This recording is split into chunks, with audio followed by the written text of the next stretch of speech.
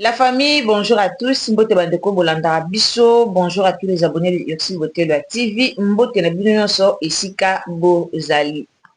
En tout cas, na ya nangate. So vous remarquez naza kuna pyjama nanga na nzoto do nazo ka mama na malili lelo biso a malili makasi. Na ya te.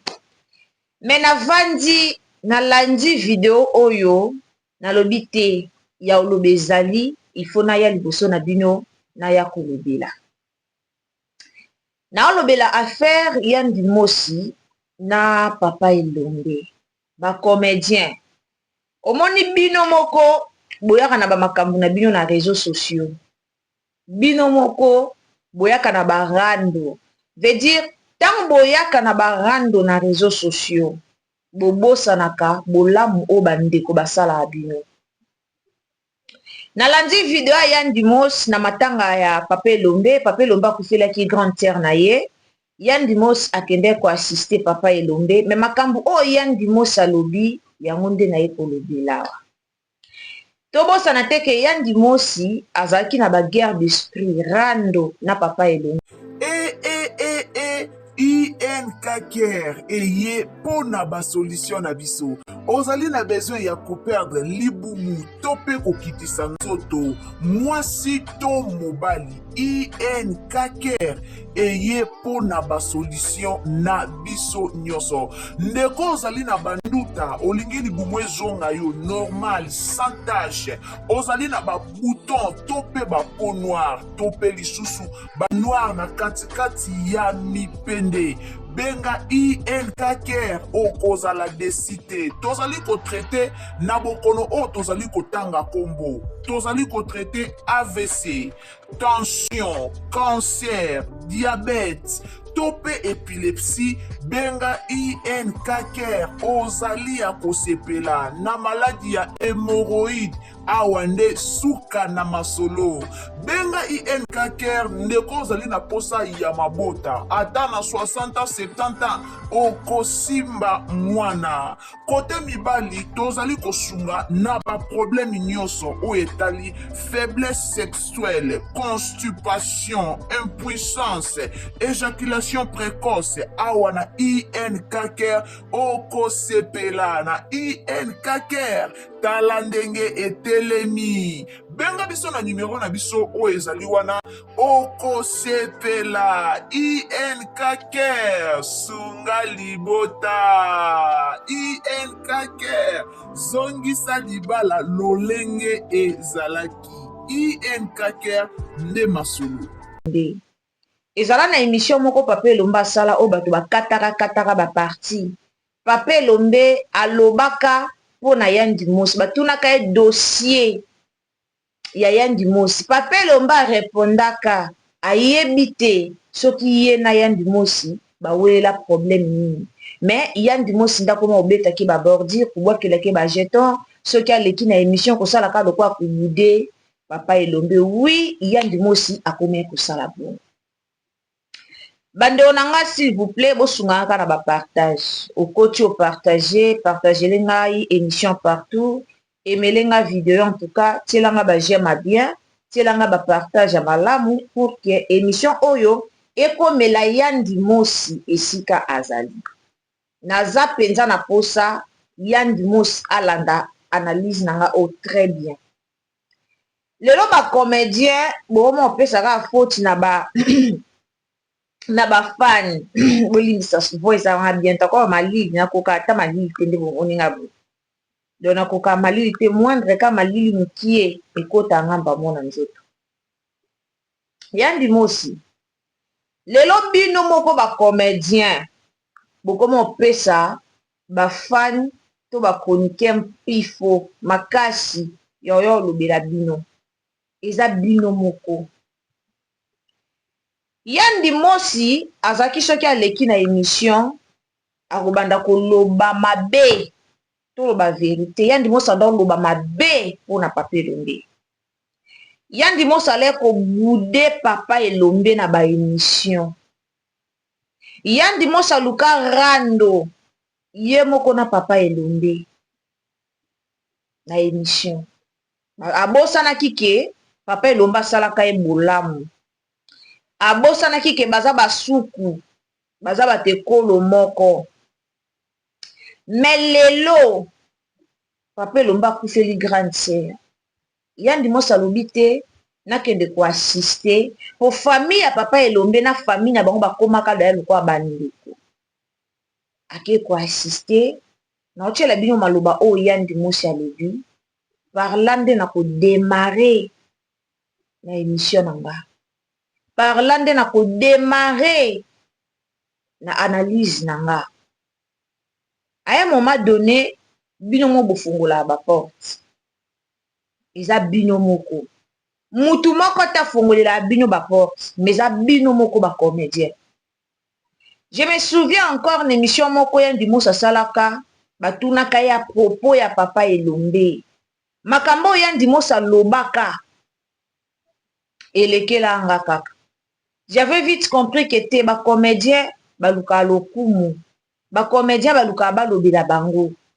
Ba comédien baluka soka leki na mo émission abeti mo ba bordir ayebi ke lobi kuna ba oya ba olobela ye. Ayebi ke intel akoya olobela nga tika na beta bordir. Tika na beta bordir. Yandi Mos ocho le kasu na émission mo kalate a na journaliste mo ya babakuka.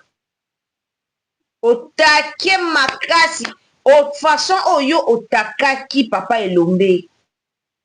To dimete ke lelo yoka kukoleka na émission toza bandeko bato nyonso babandeka kozelanga na Elombe na mabe bato babandeka kosala ke toza na mabe banani bandeko bolindike nateki telefone na sonnerie na longolaki vibraire et voilà na ko rappeler mtaobenga nga so na silisi la émission na nga na osana ko kata te banani o bakolukela yo rando na papa Elombe jamais. Banani yo moko luka rando na balolenge na yo tangu papa Elombe baye kotuna papa Elombe affaire o ya makambu ya spectacle asila tangu baye kotuna yango papa Elombe Yandi Mos est-ce que ozoyeba makambo ya ko loba na émission contre papa Elombe ozoloba yango est-ce que tango bande ko ozoyeba yango est-ce que tango yo banda ko loba yango batela ko munduki ti olobaka yango c'est parce que oyebaka nde na oloba boye et o créer buzz oyebaka ke nde na oloba boye et osala buzz nde na oloba boye na buzz wana esalaki nazonga na actualité eloko eboma bino ba comédien boza sir na bino moko te bokomi trop sir na polémique. Comédien ebi ke so na ye na polémique nde na otalema. Comédien ebi ke so na ye pena na polémique nde esalanga. Mais makambo ka normal boye esalanga te. Comédien ebi ke so na ye na réseaux sociaux pona takende oyo po esalanga. Yandi Mos alukaki aza na rando na papa Elombe. Tokomisa bango sila na belle vie. Mais lelo oye koloba bato bakabolaki nga na Elombe bato basalaki boye na kamwe bolamu oyo tangi o papa Elombe asalela yo na kamwe bolamu wana eza trop kilo na kamwe yango nga nalobi o donc soki papa Yandi Mos akendaka pe Afrique du Sud basale opération motema basale nyonso basalaki eboye c'est grâce aussi à papa Elombe na fongoli ka munoko ba comédien bozaka reconnaissant botika likolo mwa ba futilité mwa ba succès moko mikie bokoma kobeba na likolo ba succès moko mikie na landi Yandi Mos banda ne bandeli tisuka makambo alobi elekelinga na mituni mais soki Yandi Mos ayeba kala wana que grâce à papa Elombe pona nini azwa temps ya koya koluka kopesa ba journaliste Mathieu pona nini azwa temps ya koya eloko ebomaka bino eza pourquoi parce que bolingi ba émission bolingi kaso na ye na émission na takende konanga eze loko saisi esalaki pa Caleb kala à l'époque soki Caleb atelemela yango te mais peut continuer. Mais ça ya kenda abenga kaya na privé a vie ele karango bongo tala kamekale ba boyango. Na yoki maloba yandi mosi nabi siko pona nyo bande ko yo critiquer Papa Elombe. Nyo sona po ba encore yandi mosi akomaki biscuit pa ba bakuka. Nyo sona po monoko ba mona kake ngape na linga Elombe te na sepeli na ba makambo Elombe alobi te ngane Elombe banda loto beba nyo so wana kaka po yo ozala aimer na ngambu oyo il faut kaka yo oya ko critiquer Papa Elombe po yebi ke Elombe shukari kuna balingaka ete kuna bazalaka na ete. Alors tant que ngana komi biscuit na okumisa sila il faut sikoto ba poser question sila. Pona nyo ngana ebi makamande pona pourquoi ba comédien boza na hypocrisie? Pona nini ba comédien boza na hypocrisie? Hypocrisie eza makasi na monde na bino ba hypocrite. Boza ba hypocrite. Yandi mosi. Bolamu epolaka te. Omoni bolamu ya Elombe, bolamu ya Papa Elombe, yango nde bendi yo na matanga. Epi bolamu ya Papa Elombe, yango nde tindi yo oya koloba yo moko. O ba Nigeria balobaka a confess. A confess. Yo moko confesser na munoko no. Ne pona ni ozwa kitan. Ba poser question pour na Papa Elombe opesa journaliste pouvoir ya ko dénigrer Papa Elombe na misu na pona ni bosala ngo kwani ba comédien botika ki hypocrisie lelo ebela ba comédien ayebi ne likambo eza vérité mais po asekisa mutu po aluka ke asepelisa mutu aye attaquer muninga na po ke kosepelisa muningo mosusu botika biloko wana. Lelo yoki soni na matanga okomi elo boza na tiela bino yango na tiela bino bolanda oyoki soni na matanga okomi bato balinga bakabola biso muto alingi akabola bino te yo moko welelaki Papa Elombe batuna ye kesho alobi ke na comprenaka ye te bon nayebi te na nyonso nga nasala mpo na ye nayebi te mpo na nini alukaka azongiselanga bongo Papa Elombe aloba no mabe te mais yo moko yandi mosi conscience na yo erapele yo ba émission combien oyo yo dénigra Papa Elombe ba émission combien surtout so babengaki yo na journaliste koto ya babakuka encore bakomisaki yo biscuit ya kibotata ba émission combien butika kutuka batu yo kanisi lelo ato yo lobi Elombe Papa Elombe boye est-ce que azongso na motema na ndengo zalaka azongso na motema na ndembo zalaka te pourquoi parce que yo moko bebisi eloko wana na loba na batu mbalebele koluka te obebisa motema mutu polobi kuna bozonga nde bozalaki te bozonga nde bozalaki te mais y a beaucoup de gens babebisaka ba relation na baninga obebisa po lobi na okende to bongisa sima oui yo ke na obobongisa est-ce que ye na motema ne abongisi est-ce que ye na motema na ye alimbisi yo est-ce que ye na motema na zongisi yango ndenge ezalaka non nyonso ka bino ba comédien bozo bomana ka likolo babilo mo ezanga nango tina bozia na tiela bino video yango bolanda pe na efasaki yango te je pense pas que na efasaki yango voilà ozia bolanda yandi mosi yeyo na ye wana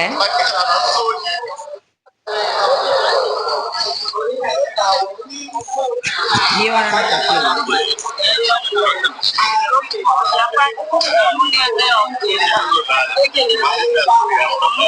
on a bien été l'éclairage de notre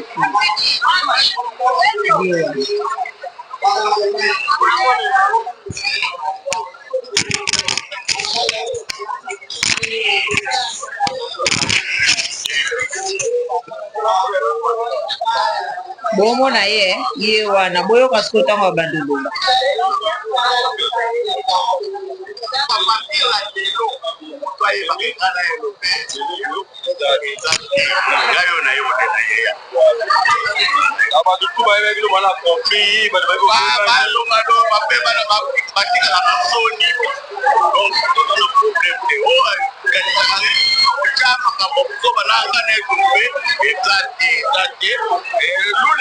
Wapi mai na kwa bino ndeko ni lombe ndema kuboza la rate tando bite melelo kona ni kamel esa yo ndenge ni matanga esangisi bino mi balina ndeko na yo pami na yo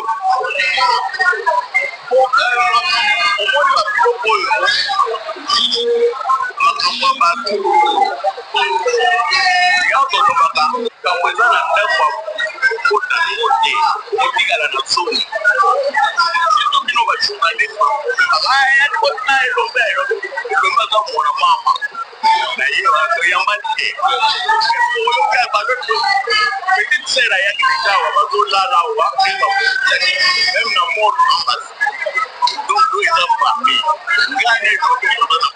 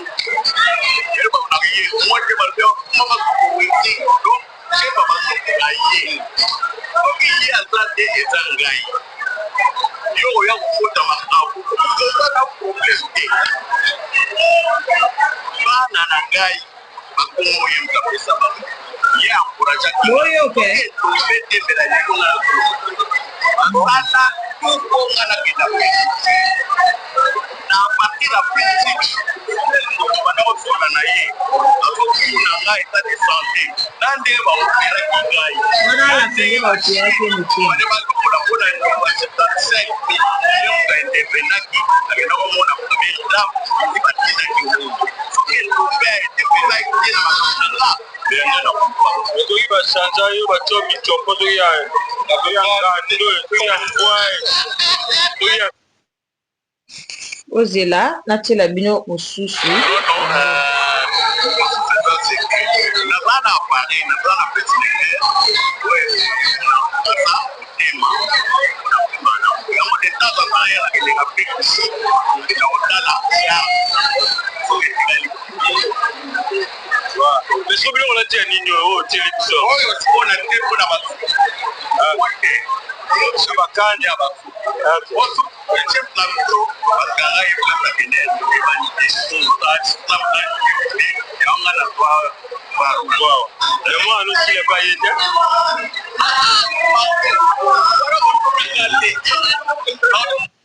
toyoki yandimosi alobi bana na ye nyonso abota mutu apesa bango kombo bana ntango abota bana na ye mutu apesa bana na ye bakombo c'est Papa Elombe.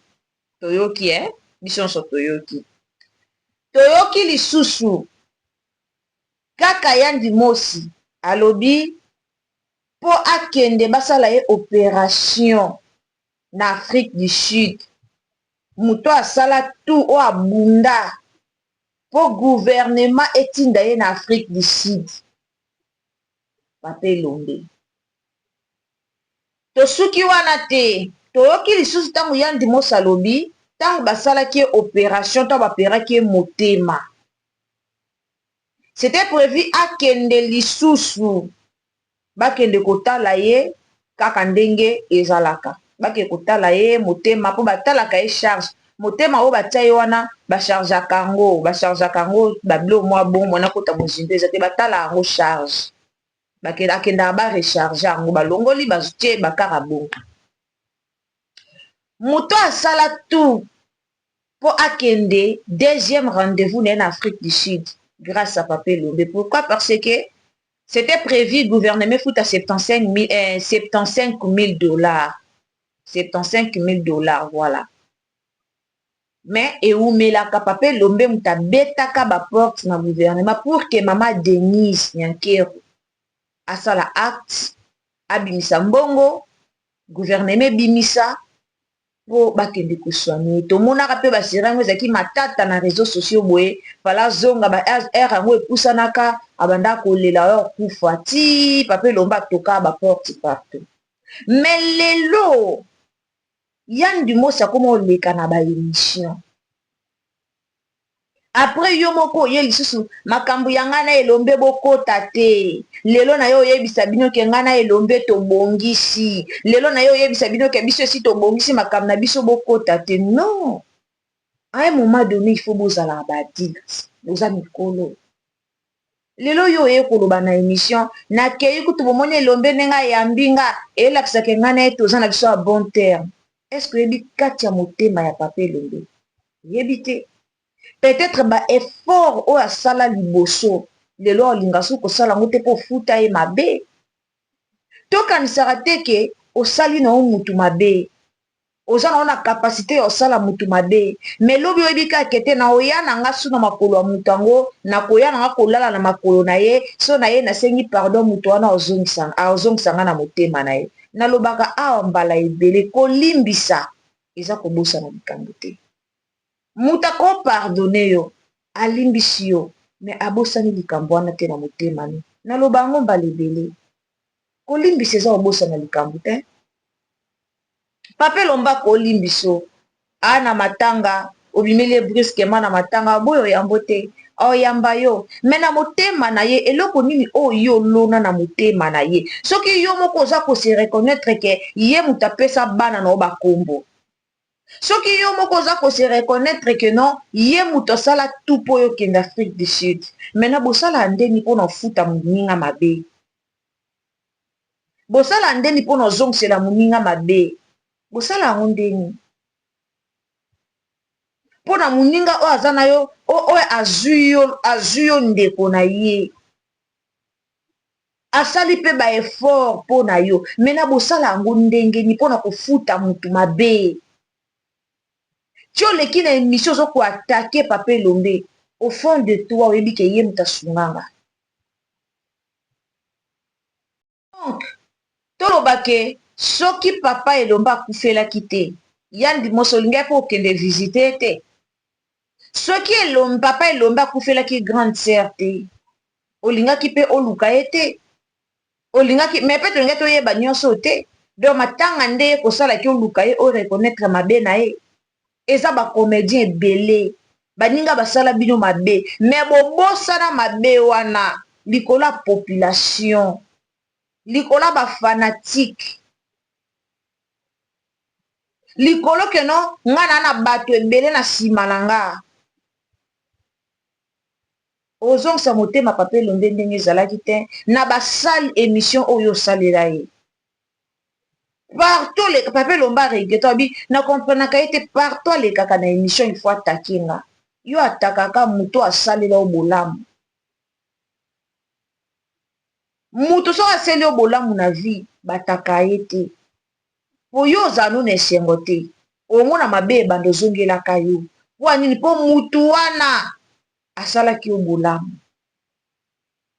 bolamu babosana yango te po bolamu epolaka te lelo bokoma omona bato nyonso bacomédien non bacomédien RDC bolimbisanga ebele ya bacomédien baa na valeur te ebele ya bacomédien baa na valeur te par rapport ya bilobela surtout soki amonika journaliste liboso na ye chronifoiti liboso na ye akomi bilobela baotuna baquestion moko boye ozorépondre bilobela ozorépondre sagement te peut-être chroniqueur azotuna yo atanga na ye te aye ne ka akoti ne ka YouTube aye ka YouTube akoti na ye ka avandi baquestion na ozomona ke moto mpena aata na réflexion te atanga te ana mayele ebele te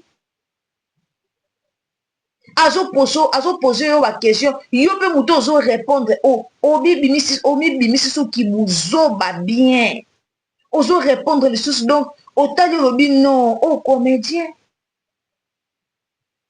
baémission bosala ezosopaka bino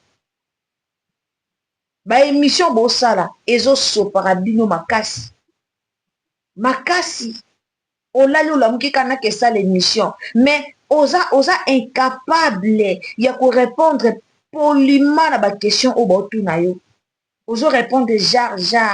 Ozo répondre ka ba jar moko boye ka poluka ko rabaisser les autres. Mais natango komaka na effet komi aza ndeko na nga na ye tokabwana te. Non, bokabwana te, mais oblessa ye combien de fois? Bokabwana te, mais oblessé déjà 1000 fois. Est-ce que bozong sa relation ndenge zaki liboso? Bozong sa te? Bozong sa te? Obeti maboko elomba ya mbinga to sololi botika kisongi o bosalaka mpo na nga na elombe batuni yo question asila. Tu étais incapable ya répondre. Mais yo welelaki mpo sila muno mutu malamu. Po sila muno mutu malamu tango yoki papa elombe video ebinibo yo weleli. Obanjo sala ngo ko critiquer siko papa elombe po bolobanaka te. Po ba muno mutu malamu ba peso titre biscuit. Maintenant, les locaux yo moko na internet, bozo luka bo kabola biso. Nani? Qui peut vous séparer? Nani? Nani o kabola bino? Nani o luka kabola bino? Nani akaboli bino? Nani akabola bino? So eza bino moko te. Yana ba comédien musu balinga bêtise te. Tomonaki a Fani Masudi. FM aye awa yo soulever point moko boye. Wani bo bali ba ko tie na rando. Atelemeli yango directement, je veux plus na boyi. Na boyi directement boyi yango.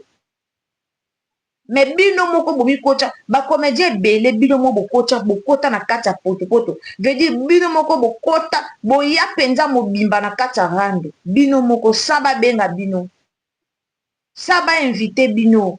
Mais bino moko boye na rando. Façon na bino ya se comporter. Façon na bino ya répondre na ba question. Tant ba posera bino. Bomoni Pierrot Félicitations Pierrot Ndomba, sinon y a une émission pour na yo. Coup de chapeau. Boyoki réponse à Musuni kuna. Réponse à Musuni kuna. Boza ona so batuni oka question. Bakotuna olika ba Belvina Sila, yo za comédien. Okende tout droit poani. Loba vérité. Kotuna ngate baza ba collègue nanga c'est tout.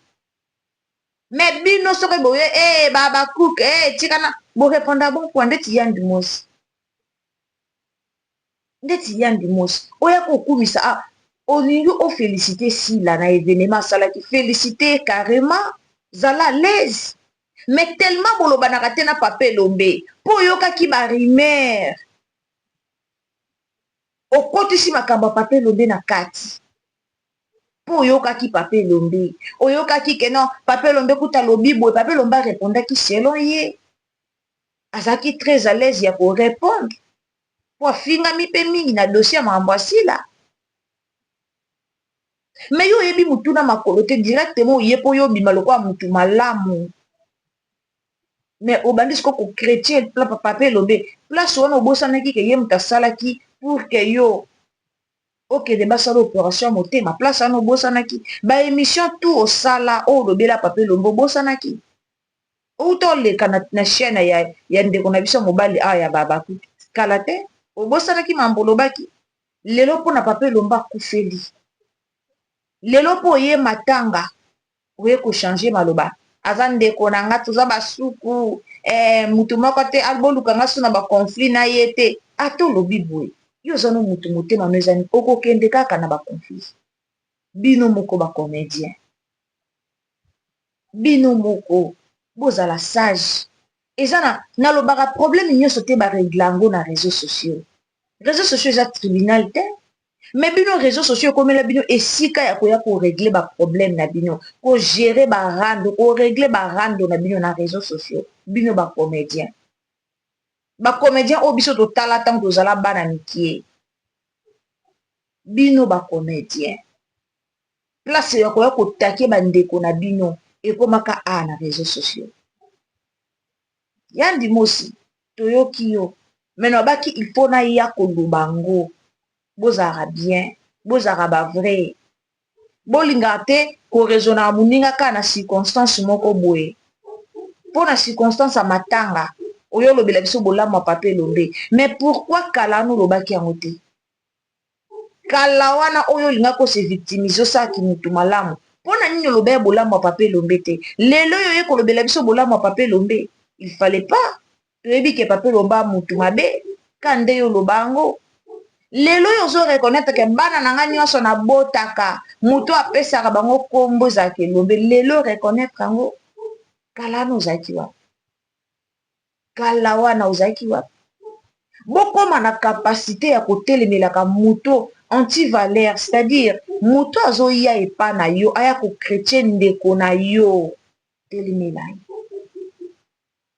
Mutu azokoapproche yo oyo azopusana vers yo po aya kaka kokretien ndeko na yo oyo bobandana naloba yango eya lokwa collègue de service bokutanaka chaque jour mutu bobandi na ye koyekola na ntango apasi maboke ti bokoli bokomi boye bosimbani mpo bokende liboso. Me baindividu moko boye bayaka otya bino bayaka obouleverse bino mpo bino mpe bopesaka litoi oyoki okritike yandi mosi toyoki yo. Mais à la prochaine occasion bolamu epolaka te. Mutu asali yo bolamu kotonga te eza bandeko bolandanga mutu asali yo bolamu il faut ozalaka reconnaissant en vie. Merci nzamba pambola bino bandeko bokota na Ursi Botela TV famille bota rendez-vous lelo tozela film asika film oyo non eye déjà na balolenge nango voilà tozela film ya sika kaka ndenge ezalaka tozala vraiment wana mpona kozela film na biso. Alors si ceux qui ont pas liboso au côté de Botela TV, quand vous abonnez, activez la cloche de notification et vous avez malamu mingi. Famille Bota rendez-vous ezaka moko na 2027. Voilà le 8 mai na le 9 mai 2027 spectacle na biso tozozela yango na maboko ya kofungwama. Alors aimez la vidéo, partagez partout. Ceux qui ont pas liboso au s'abonner et vous avez malamu mingi. Nzamba lola pambola bino. À la prochaine occasion, ce qui nous avait à Zongité. Merci beaucoup. Bye.